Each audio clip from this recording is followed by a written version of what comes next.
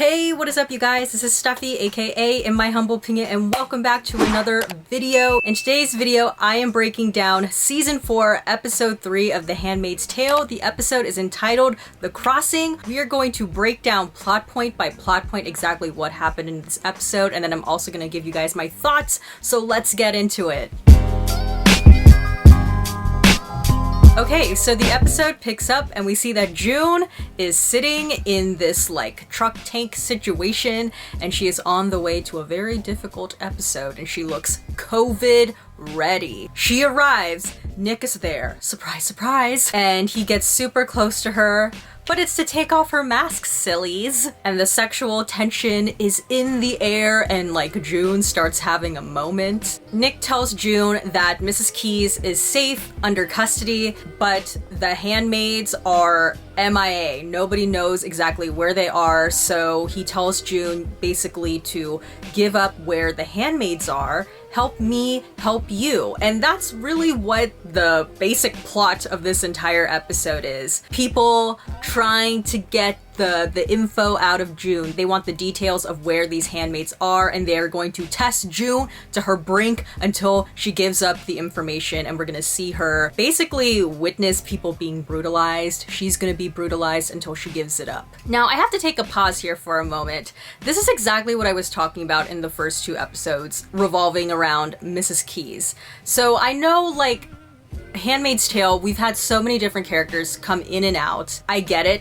Not all characters that you see on the show are meant to last forever, so that's not like what I'm pissed about. The thing that annoys me about the way Mrs. Keyes' storyline is handled is that she's not really given a formal conclusion. It's just her off screen and Nick saying she's safe and under custody. End of storyline. Like, I don't know. Then again, I have to consider the fact that this season was shot during COVID, so maybe they logistically just couldn't have that many people on set.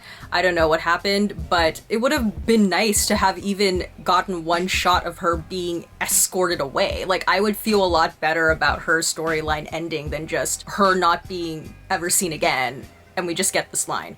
But maybe that's just me. So anywho, going back into the episode, we then hear a familiar voice. It's Aunt Lydia, bitch. Aunt Lydia and June proceed to walk down this underground basement that has like red lighting, and I swear to God, the first time I watched this episode, like the sounds that they were playing in the background were kind of reminding me of Madonna's Hung Up. Listen to it, you guys. It's a banger.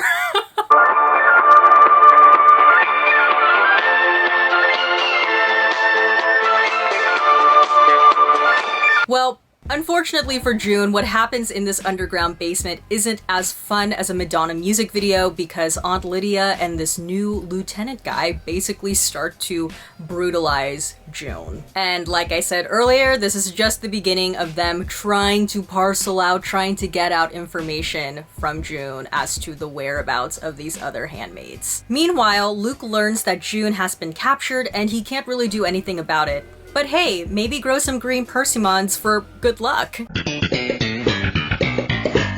And then we get one of my favorite scenes in this episode, and it's when June confronts Aunt Lydia, because at this point, June does not give a fuck. She lets Aunt Lydia have it and basically tells her that she's a liar and a failure because she failed all of these women by telling them that, you know, if you follow the rules, you're gonna be okay, when in fact, we know that that's not the case. These women were humiliated, they were raped, they were brutalized, and the truth hurts, doesn't it, Aunt Lydia? June has this line in the episode when she's like, there is no light in this place, just violence. At this point, while watching the episode, I was like, yeah, that's kind of how I feel about The Handmaid's Tale. Also as exemplified in the lighting. But we then get my absolute favorite moment in this episode, and it's when June calls Aunt Lydia Lydia.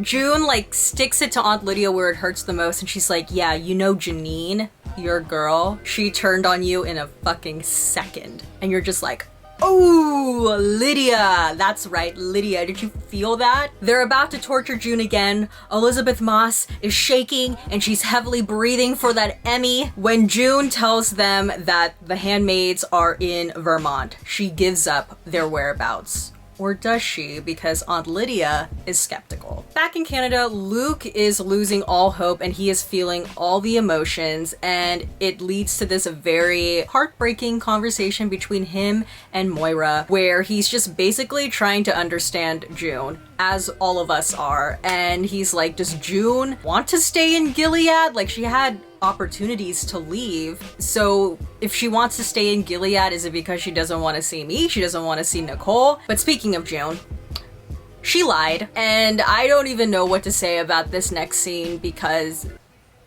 man, this specific scene was one of those scenes where, not that I forgot how brutal The Handmaid's Tale can be, but watching this all play out, I was like, oh my god, this is a lot. And basically what happens in this scene is some of the Marthas that were involved in helping June organize these children's escape from Gilead, they're there just like standing on the edge, not of glory, but of the building, of the rooftop building. And the lieutenant is basically telling June, you know, you can save these women if you just give up the information as to the real whereabouts of the handmaids. Before June can even say anything, the lieutenant literally just goes, boop. And then the next Martha, when she like starts to speak up, the lieutenant's like, oh, did I hear something?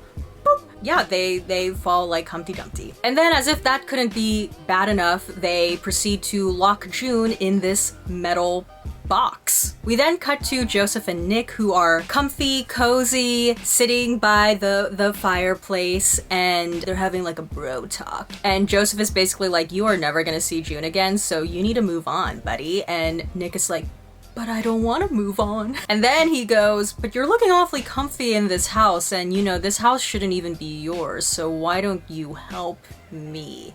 We then go back to that metal box and June is singing Heaven is a Place on Earth. We cut to Luke and baby Nicole, and Luke and baby Nicole are going to garden the green persimmon for good luck, you know, for June. And this is a very bittersweet sequence because the way I interpreted this was, even though it is looking very dire for both of them, things are looking very hopeless, both Luke and June are doing what they can given their dire situations. June is then suddenly kidnapped and taken to a candlelit dinner with Commander Lawrence. Their conversation is very much giving me that Paul Rudd meme where he's like, look at us. Hey, look at us. Look at us. Huh? Who would have thought? Not me. But essentially, Joseph is using this dinner to reason with June, trying to convince June to give up the whereabouts of the handmaids, or else they are literally going to hurt Hannah. And June is like, you're bluffing, there is no way they are going to hurt a child because a child is the most valuable asset, the most valuable person in this whole society. And Joseph is like, silly June, tricks are for kids. Gilead doesn't care about the children, they just care about power. How have you not seen this yet? And June is like, well, I thought you were gonna clean up your mess, Joseph. And Joseph is like, LOL, take backsies. And then June is basically like, well, fuck you. They then drag June away to this mysterious room, and we're like, oh my god, what's gonna happen now? Well, Hannah is in this glass cubicle in the middle of the room so that everyone can see her, especially June, and June like reaches out to Hannah, and when she does, Hannah's like, ah! And this is basically their passive-aggressive attempt at showing June, if you don't give up the information, you are going to watch us harm your child. And Hannah is like doing the kid version of clutching the invisible pearls. She is clutching, clinging to her doll for dear life, and you know, the thing is, June is a bit like confused, like why is she upset? And we will come to learn in a later scene that June realizes in this moment that Hannah is not scared of the people of Gilead. Hannah is scared of June. Does she not recognize June anymore? Does she not remember who June is? Let me know what you think about that in the comment section below, because I'm pretty sure when June last saw Hannah, it seemed like Hannah knew who she was. It seemed like Hannah remembered who June was, but now I guess it's been quite some time. Maybe Hannah has forgot.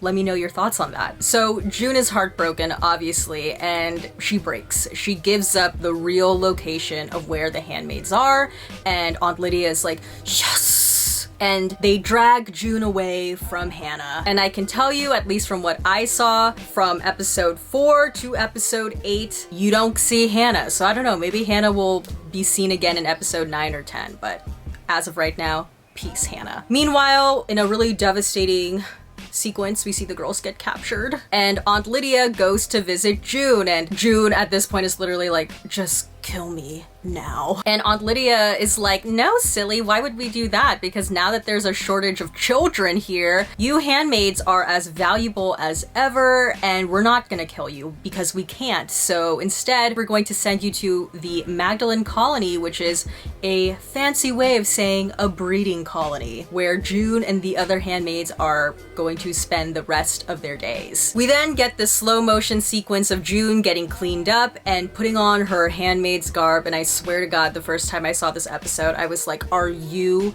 kidding me? After all this time, after everything we've been through, to see June wear her handmaid's uniform again, I was like, ugh! So then June is driven to this field-ish area, and she like gets out of the van, she's like confused, and we're also confused, like, is this the colony now? Like, what's happening? And we see this bridge, and at the very edge of the bridge we see this figure, and it's like, who is that?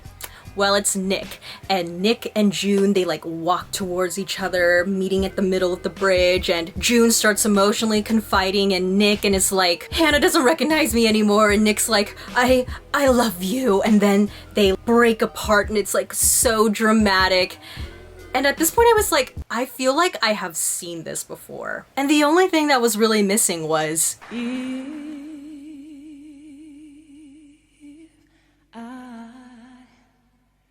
should stay. And I was like, oh my God, this is The Bodyguard. Elizabeth Moss directed this episode, and I swear to you, she probably watched The Bodyguard the night before shooting the sequence and was like, that's exactly what I want. Because after June and Nick break apart from each other, June slowly turns away and she has her like Whitney Houston, Rachel Marin moment. Her and Nick like run towards each other in the middle of the bridge, and they like start passionately kissing, and the camera is spinning, and I'm like, oh my God, this is Kevin Costner, Whitney Houston in The Bodyguard right now. Like, June is wearing a bonnet. She's literally like, it's like the less glamorous version of the headscarf that Whitney is wearing in The Bodyguard during the sequence. Of like, this is really just leaning into my personal sensibilities as an individual here on this earth. Anywho, this I Will Always Love You sequence is then followed up by one of the most devastating moments, I would say, of this series. And it's the moment when the gang is back together. It's June and the other handmaids with Aunt Lydia in this van of doom. And Aunt Lydia's like, reunited and it feels so good. And there's a train that's crossing, and the driver's like, you know what? I'm gonna go pee. Nature calls. I'll be right back. When the driver leaves, the girls start looking at each other, because at this point they know each other so well that they could just communicate with each other by glances. And in this moment, June, I feel like with the approval of the other handmaids, because they know what she's gonna do, June attacks Aunt Lydia, and she's holding Aunt Lydia down, and she's trying to buy time for the other handmaids so that they can run and escape. And just as she's like about to strike Aunt Lydia, Alma is like, we can beat the train, dummy. Ugh. Alma, last words. The girls start making a run for it. They're running and they're smiling, and it's like, oh my God, are they going to all make it? And Aunt Lydia's in the background like, no, wait! And she's like waving her hand, and Humpty Dumpty appears out of nowhere and starts shooting at the girls, and they start falling one by one, and they're running, and it's scary, and Janine and June manage to cross the train tracks, and then they turn around to see Brianna and Alma, and then I was so upset after this sequence. Like, I was so upset. I was beyond. But I will say, this particular sequence was really well directed, so good job, Elizabeth Moss. But yeah, this was just devastating to see, because again, you just can't help but think, after all that we have been through. That's a great Cher song, by the way. But after all that we have been through, they got so close, and only Janine and June made it out alive. And then like, you can't help but think, if June would have just freaking left instead of going to the Jezebel house to poison the other commanders, like, would they maybe have gotten further? Would they maybe have all made it to Canada? We will never know. But God, this was like a punch to the gut, and I was so pissed. But then this episode ends in a really beautiful tribute to the original handmaids, the original cohorts in June's handmaid group. And we see June, Janine, Moira, Sarah, Ellie, Brianna, and Alma in that room with all the beds that was seen predominantly in the beginning of the series, and it's just a nice way of closing that chapter and saying goodbye to these original girls. And R.I.P. R.I.P. Alma, R.I.P. Brianna, R.I.P. Sarah, R.I.P. Ellie. I don't know who those last two were, but Alma and Brianna definitely made an impression, so R.I.P. girls. Alright, so now let's get into some general post-show thoughts. Like I just said, that last sequence was so devastating. I'm not gonna lie, like when I was watching these episodes, so I pretty much binged all 8 episodes in a day, and when I got to episode 3, there was like a moment where I was like, I don't even know if I want to keep watching, because I was like, that was a lot. Like this was like brutalization from beginning to end. This particular episode just felt so heavy to me, and it's like, hi, you're watching The Handmaid's Tale. But there were times when I was watching it when I felt like there were so many cruel moments, but it felt like the cruel moments were there and they were big gestures of cruelty because The Handmaid's Tale knows like that's what this show is. But there comes like a very fine line to me where that becomes a bit senseless, and I don't know, like just watching this episode, like it really was a lot. I will say though, in rewatching the episode to do this review, I'm not as angry watching it anymore because I know where it's going, and I will say like from here on out it's kind of a bit of a reset. Things change after this, so you have that to look forward to. But yeah, this was just a lot. Now my question for you guys is, I want to know, did you think it was necessary to kill the other handmaids? For me, as someone who has seen up to episode 8, I don't know, like I guess it was definitely a dramatic moment, and it raises the emotional stakes even more in the show. It goes to show like the severity of the situation. But at the same time, I'm just like, God, like really, like only Janine and June made it out alive in this scenario. And then my second question for you guys is, I'm so curious to know, where do you think they go from here? Little hint, things change. The good thing about this episode is from here on out, I feel like they're moving forward. So I just want to know, where do you guys think they go next from here? Comment down below what your predictions are.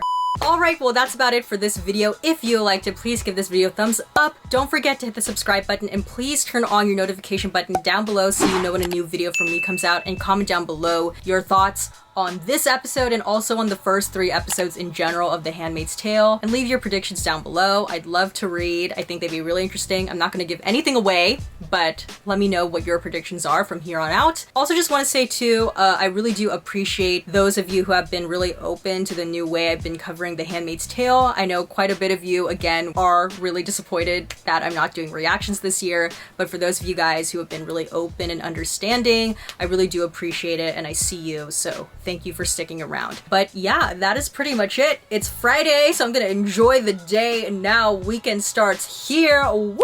As for when my episode 4 review is going to be up, it will be up on Wednesday at 12 p.m. Pacific Standard Time. That's when we're gonna do all of our Handmaid's Tale reviews from here on out. So look forward to that. And I'm going to premiere it on my YouTube channel. So if you're around and you can watch it live as it premieres, I'll be in the chat with you and we could talk about the episode, the video, and it's gonna be a fun time. But yeah, that's pretty much it. As always, everything I said, which is my own personal thoughts and all my humble opinion, and I will see you guys in the next one. Bye!